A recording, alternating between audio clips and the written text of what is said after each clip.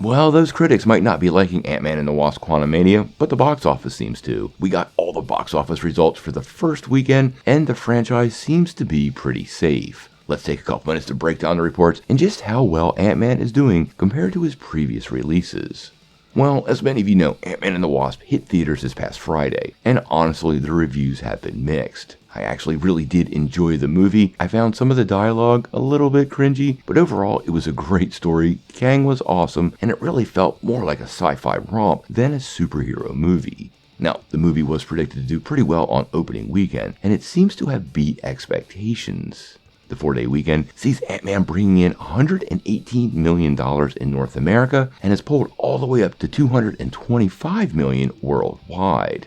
Now, reports are still coming in, and obviously numbers will be adjusted upward, but I have to say that's a pretty good opening weekend for anyone. Actually, for Ant-Man, this is the best franchise opening yet. And the biggest opening of 2023, even though it's still early, and only the third February movie ever to release over $100 million. The other two were Deadpool and Black Panther. Now, all in all, these numbers are pretty darn good, but the real question becomes, can Quantumania maintain this level of success moving forward? Now, only time will tell, but I have to say the fan response usually drives the box office much more than the critics, and even over on Rotten Tomatoes, where the critics have demolished the film, the fans seem to love it. Fan word of mouth is what really does drive box office results. It's not the critics, and the fact that the fans seem to like this movie so much, I really do hope it helps the movie do really well on weekend 2.